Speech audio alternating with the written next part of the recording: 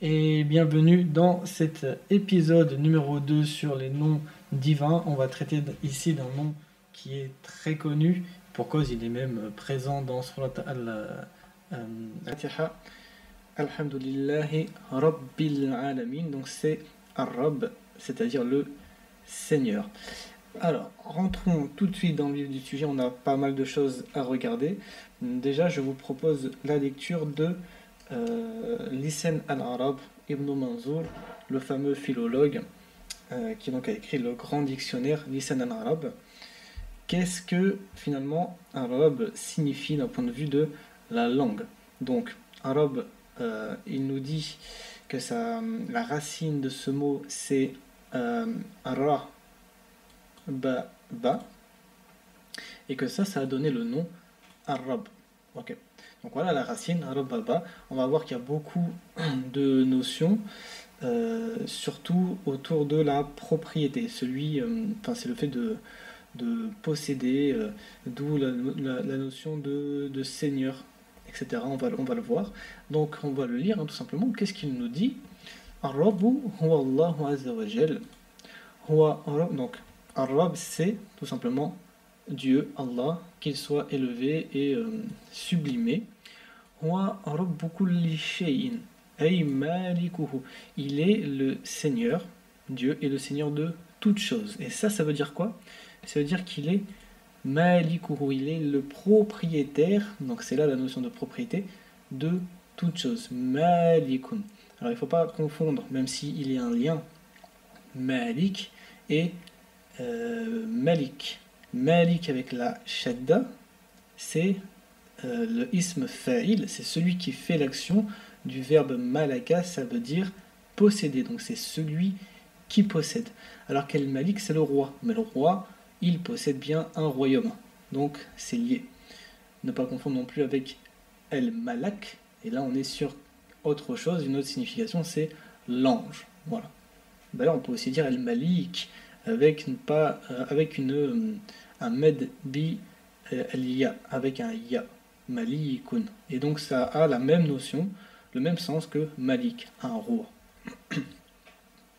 Walahu, et à lui, à Dieu, ar-rububiyya, la seigneurie, ala jami'il khalq, surtout toute la création.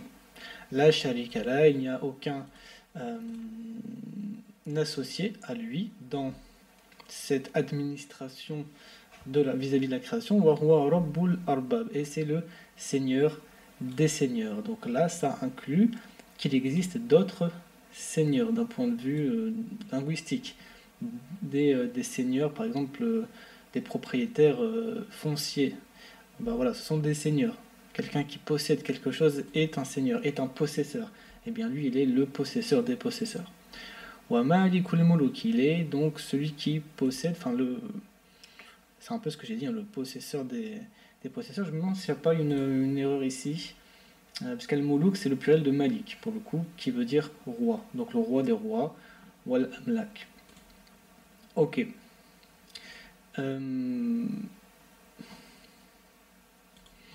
juste ici, petit doute en ce qui concerne le mot Amlak, donc c'est le pluriel.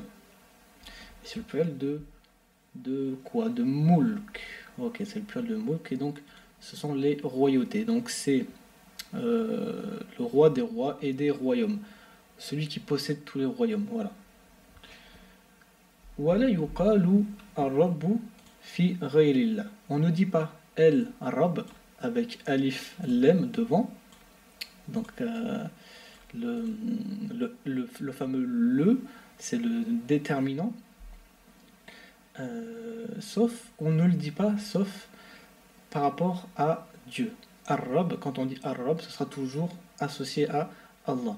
Illa bil idafa, sauf si justement on enlève ces deux particules, elle, donc c'est ce qu'on appelle en français un article défini. Voilà, c'est ça, c'est un article défini. La, les, etc. Elle. Donc quand on dit elle, Ar-Rab, le Seigneur, c'est pour dire Allah. Sinon, on va pas dire le Seigneur, on dira le Seigneur, on dira pas le Seigneur et on s'arrêtera là, on dira le Seigneur de quelque chose, comme par exemple Rabbud Dabba, donc le Seigneur de la monture, Rabbud Dar, le Seigneur de la maison, Fulan Rabbul Bayt, le Seigneur de la maison, voilà, Hun Rabbat, donc Rabbat c'est le féminin, elles sont les seigneurs de El-Hijal, c'est-à-dire de la tente. Donc quand on annexe un mot, enfin un robe à un autre mot, à un autre nom, là c'est bon, on peut l'utiliser pour un autre que Dieu, mais quand Dieu est utilisé, quand robe est utilisé avec l'article défini elle, le Seigneur, c'est pour Dieu. La seule exception, ça va être dans la poésie. Waqad qalu fil jahiliya, on a dit, ils ont dit, c'est-à-dire les poètes à l'époque pré-islamique, l'île Malik. Donc, waqad qalu fil jahiliya l'île Malik. On a dit ça, on a dit Ar-Rab pour qualifier un roi. قال الحارث ibn Hilizati al-Yashkuri. Et là, il cite un poète qui est un poète d'une tribu. Tous les poètes sont issus de tribus. Et en fait, la poésie, à cette époque, où les poètes avaient un petit peu, la fonction des médias aujourd'hui. Donc, ils avaient un rôle très important pour défendre leur tribu ou pour vanter la valeur de leurs hommes. Et il s'est passé quelque chose à cette époque, donc on est au 6e siècle, entre deux tribus de l'Irak, une qui s'appelait les Banu Bakr et l'autre les Banu Taghlib. Donc il y a eu des morts lors d'un déplacement des Banu Taghlib, et les Banu Taghlib ont dit c'est de la faute des Banu Bakr qui ne leur a pas laissé utiliser un puits, donc ils sont morts de soif, et donc il y a eu un problème entre les deux tribus, et le problème est devenu tellement important que les deux étaient au bord d'une guerre. Et donc pour régler ce souci-là, ils sont partis voir le roi du coin, et ce roi, il s'appelait Amr ibn Hind, c'était le roi d'El-Hira, qui était une royauté au nord-est de l'Arabie. Ils sont partis voir ce roi pour simplement plaider leur cause. Les Bakrites, les Banu Bakr, ils sont venus avec leur poète, c'est lui, Al-Haris ibn Hiliza, et les Banu Taghlib sont venus avec le leur, qui est Amr ibn Kulthum. Amr ibn Kulthum, voilà. Et donc, Amr ibn Kulthum, lui, c'était un poète un petit peu orgueilleux qui vantait souvent, donc il faisait le tafakhur, il vantait sa tribu, et au lieu de s'adresser au roi de manière douce, éloquente, il lui a dit en gros, nous, on est une tribu, on est les Taghrib, on est une tribu importante, regarde tout ce qu'on a fait par le passé, et en fait, t'as pas le choix, on te laisse pas le choix, on est tellement puissant que tu dois juger pour nous. Donc il est venu avec son orgueil et sa prétention. Alors que Al-Haris ibn Hilizat al-Yashkuri, lui c'était un poète vieux, âgé, qui était connu pour sa sagesse. C'était aussi un poète touché par la lèpre. Donc quand il a récité sa poésie au roi Amr ibn Hind, il était caché derrière un rideau. Et lui, il a parlé avec sagesse et avec douceur. Et donc Amr ibn Hind a jugé en faveur des Banu Bakr. Après, pour l'anecdote, il a même ordonné qu'on enlève le rideau, et il a ordonné qu'il s'assoie à ses côtés pour pouvoir manger avec lui. Voilà. Et donc, Al-Haris ibn Hiliza al-Yashkuri, le poète lépreux, a dit Wa huwa rabbu. Donc il parle du roi qui était là pour juger l'affaire, donc Amr ibn Hind, et il dit Huwa ar-Rabb, il est le Seigneur, pour parler du roi. Wa shahidu est le témoin, ala yawmil hiyarayn, et il est le témoin le jour de al-hiyarayn. Al-hiyar, c'est celui qui doute, donc il est le témoin, celui qui juge entre les deux parties qui doutent. Elles ne savent pas quelle partie finalement est sur le bon chemin, a raison. Et donc ils sont allés voir celui qui va donner raison. Donc il ne se place pas en mode bah, nous on a la vérité et tu dois juger pour nous. Non, lui il dit au roi c'est toi qui as le jugement bon et nous ne savons pas, nous doutons. Donc il a cette sagesse, ce petit retrait. Il voit les choses un petit peu plus, d'un petit peu plus haut. Et c'est comme ça qu'il a réussi à l'emporter. Mais bref, wal bala ou bala ou. Voilà, et donc là, comment dire, l'épreuve est une épreuve. Et cette épreuve-là, el bala, cette épreuve-là, entre les deux tribus, est une épreuve, c'est-à-dire une épreuve difficile et dure. Ok, donc là on a la preuve que Arab était utilisé à l'époque de l'islam pour désigner un roi. Et donc c'est pas spécifique pour Dieu. Ce n'était pas spécifique pour Dieu, c'est l'est devenu avec l'islam. Ok, je voulais lire la suite, mais en fait j'ai pris beaucoup trop de temps. Donc on va donc on va passer à la suite. Ça c'était pour le sens linguistique. Maintenant, je suis allé chercher dans le livre Al-Futuhat al-Makkiya pour Ibn al-Arabi, qui nous parle de Arab, mais d'une, on va dire, à sa manière. Vous allez voir, c'est intéressant. Encore une fois, on peut être d'accord ou ne pas être d'accord. Quoi qu'il en soit, l'idée est de toute façon intéressante. Alors, qu'est-ce qu'il nous dit? Fa'lam, sache. Allamakallahu sara'il al-hikam, que Dieu t'enseigne les secrets de la sagesse, wa wahabaka min jawami'il kalim, et qu'il te donne, qu'il te fasse don de cette capacité à prononcer peu avec une signification immense. Jawami' al-kalim, c'est le fait de rassembler dans une phrase courte un sens profond et puissant. Donc sache أن الأسماء الحسنى, que les noms sublimes, التي تبلغ فوق أسماء الإحصاء, ceux qui sont au-dessus des noms recensés. Donc là Ibn al-Arabi il fait une distinction entre les noms sublimes et les noms recensés, c'est-à-dire les 99 noms et les listes. Ces listes-là qui ne sont même pas authentiques, c'est-à-dire que dans la tradition, il y a le hadith de At-Tirmidhi qui rapporte que le prophète a dit qu'il existe 99 noms, mais cette liste-là, il ne l'a pas citée explicitement.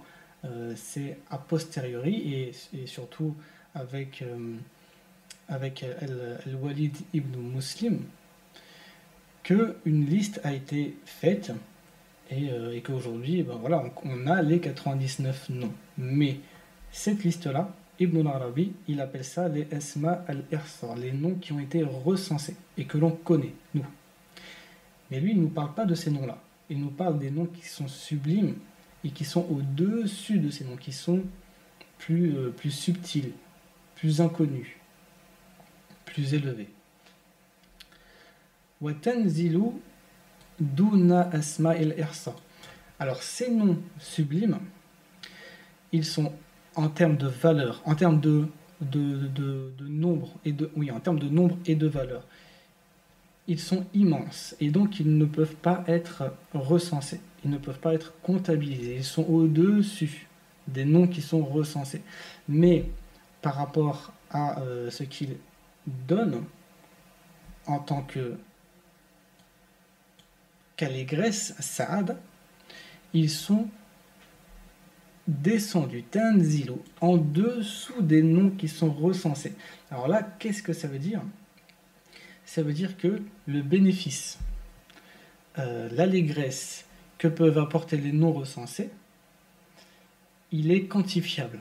Il est quantifiable, on le connaît, un peu comme le nombre. On connaît le nombre, on connaît le bénéfice que ça apporte, mais les noms qui, eux, sont élevés, ils sont plus subtils, ils descendent en dessous et donc eux ils vont au niveau du cœur, alors que les noms qui sont recensés, souvent ils restent au niveau de la langue, on les prononce, etc.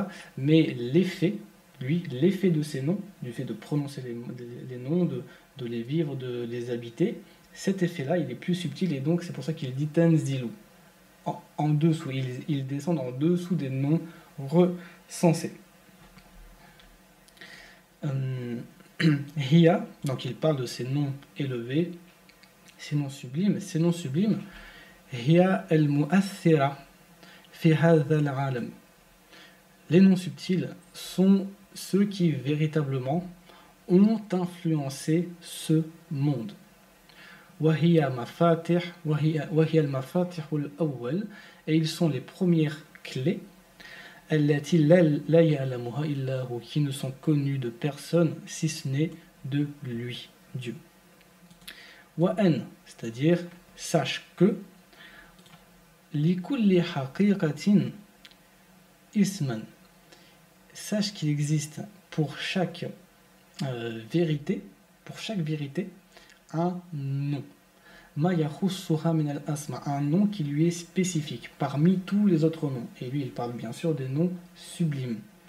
Wa a'ni bil haqiqa, et je veux dire par al-haqiqa, je veux dire par la réalité. Haqiqatun haqiqatan tajma'u jinsan min al-haqa'iq, une vérité qui rassemble toute une catégorie d'autres réalités. Donc en dessous de chaque nom sublime, il y a un ensemble de réalités, et l'ensemble de toutes ces réalités, l'ensemble de tous ces noms forme bien le monde dans lequel nous vivons. Rabbu tilka al-haqiqa dhalika al-ism. Le Seigneur de cette vérité, c'est ce nom. Donc en gros, les noms sublimes, ce sont comme des seigneurs. Il existe plein de seigneurs. Chaque seigneur est associé à un nom. Chaque seigneur a un nom, on peut le nommer. Et en dessous de ce seigneur, en dessous de ce nom, il y a des réalités qu'il administre. Wa tilka al-haqiqa 'abidatun. Et cette réalité, elle est à son service, elle est au service de ce nom, elle est au service de ce Seigneur. Et évidemment, Dieu, lui, il est au-dessus de tous ces seigneurs, il est Rabbul Arbab, il est le Seigneur des seigneurs. Voilà, on se retrouve pour un prochain épisode.